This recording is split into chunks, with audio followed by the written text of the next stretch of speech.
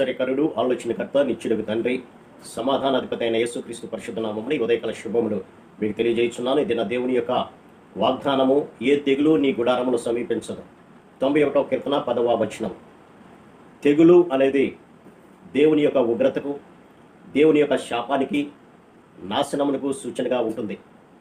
ఎవరైతే దేవుని యొక్క మాటను నిర్లక్ష్యపెట్టి వారి యొక్క సొంత ఆలోచన చొప్పున, వారి యొక్క అహంకారము, గర్వము చొప్పున నడుస్తూ ఉంటారో వారి యొక్క జీవితాల్లోకి తెగులు అనేది సంభవిస్తుంది పిల్లల. కానీ ఎవరి జీవితం అయితే దేవునికి అంకితమయ్యి ఏ పాపము వారి దరికి చేరకుండా ఉండున్నట్లుగా వారి జీవితాలను సరిచేసుకుని జీవించేటువంటి వారికి దేవుడిస్తున్నటువంటి ఈ గొప్ప వాగ్దానము, ఏ తెగులు నీ గుడారమును సమీపించదు. ఆనాడు ఇశ్రాయేలు జనాంగము ఐగుప్తు దేశంలో వెట్టి చాకరీ చేస్తున్నారు. ఫరో కింద వారు భయంకరమైనటువంటి వెట్టి చాకరీ చేస్తున్నప్పుడు వారు ఆ వెట్టి చాకరీని భరించలేక దేవునికి మొరపెట్టారు. ప్రభువా, ఈ యొక్క భయంకరమైనటువంటి వేదన కలిగినటువంటి ప్రదేశం నుంచి మాకు విడుదల దయచేయవా అని మొరపెట్టినప్పుడు మోషే ద్వారా ఆ ఇశ్రాయేలు జనాంగాన్ని విడుదల దయచేయడానికి ప్రభువు మోషేని ఏర్పాటు చేసుకున్నాడు.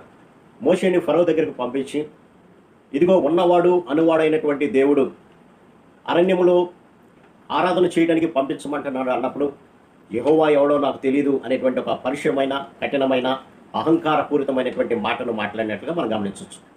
అయితే దేవుడు తన యొక్క ఉగ్రతను వారి మీదకి పంపించినట్లుగా 10 రకాలైనటువంటి తెగులు ఐగుప్తు దేశమంతటా కూడా విలయతాండవం చేసినట్లుగా మనం గమనించుకున్నారా. అందులో మొదటిది, ఏటిలో ఉన్నటువంటి నీళ్లు రక్తంగా మారడం పిల్లరా. ఆ యొక్క నైలు నదిలో ఉన్నటువంటి నీరంతా కూడా రక్తంగా మారినప్పుడు తాగడానికి వీలు లేనటువంటి స్థితిలో వారు ఉన్నారు. ఐగుప్తు ప్రజలంతా కూడా తాగడానికి నీళ్ళు లేనటువంటి స్థితిలో ఉంటే ఇశ్రాయేలు జనాంగము మాత్రము ఎంతో సంతోషంగా వారికి కావలసినంత సమృద్ధి అయినటువంటి నీటిని తాగినట్లుగా మనం గమనించవచ్చు. రెండవదిగా, కప్పలు అనేవి ఈ యొక్క ఐగుప్తు దేశమంతటా కూడా కప్పివేసినప్పుడు ఇశ్రాయేల్ నివసిస్తున్నటువంటి ప్రాంతంలో ఒక కప్ప కూడా లేనటువంటి స్థితిని మనం గమనించవచ్చు. తర్వాత ధూళిని మోషే పట్టగా ఆ ధూళి అంతా పేలులాగా మారడము, అది మనుషుల మీద, జంతువుల మీద వ్యాపించి వారికి ఇబ్బందులు కలిగించడం అనేది మనం గమనించవచ్చు. ఆ తర్వాత ఈగల గుంపు ప్రతి గృహంలో కూడా ఈగల మోత భరించలేక తినేటువంటి వస్తువుల మీద కూడా ఈగలు వాలడం ద్వారా ఐగుప్తు ప్రజలంతా కూడా ఇబ్బంది పడినట్లుగా గమనించవచ్చు. ఆ తర్వాత వారి యొక్క పశువుల మీద మరణం అనేది విలయతాండం చేసింది. వారికి ఉన్నటువంటి గుర్రాలు కానివ్వండి, వారికి ఉన్నటువంటి గాడిదలు కానివ్వండి, ఒంటెలు కానివ్వండి, గొర్రెలు అన్నీ కూడా మరణించినట్లుగా గమనించవచ్చు. ఆ తర్వాత ఆవపొడి తీసుకొని మోషే ఆకాశం వైపు చల్లగా అవన్నీ కూడా ప్రతి మనుషుని మీద, అలాగే జంతువుల మీద దద్దుర్లు పుట్టి వారికి దురద, అలాగే పొక్కులు వచ్చినట్లుగా మనం గమనించవచ్చు. అయితే ఇశ్రాయేలు ప్రజలలో ఏ ఒక్కరి శరీరం మీద దద్దుర్లు, పొక్కులు లేకుండా ఉండటం మనం చూడవచ్చు.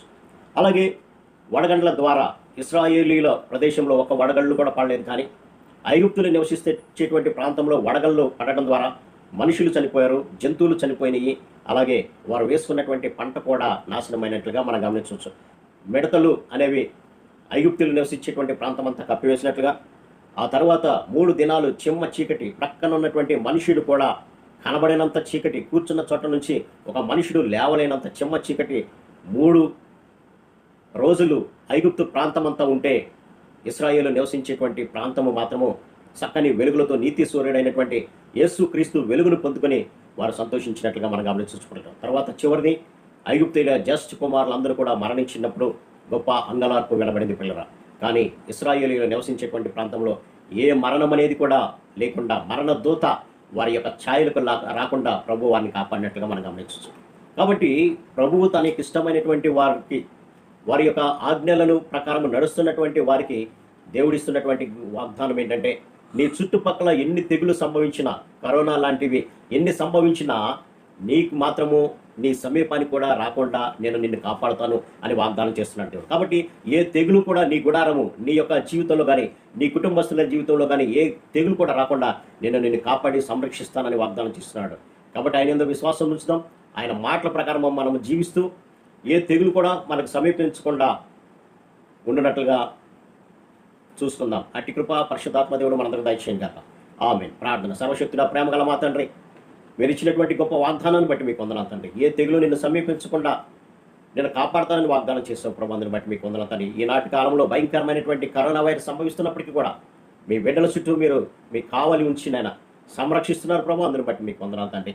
మీ మాట ప్రకారం జీవిస్తూ మేము మీ యొక్క విశ్వాసంలో కొనసాగే భాగ్యం దయచేయమని, తద్వారా మీరు ఇచ్చేటువంటి భద్రతను మేము పొందుకునే భాగ్యం దయచేయమని యేసు నామమున అడిగి పెట్టుకుంటున్నాం తండ్రి. ఆమేన్. God bless you.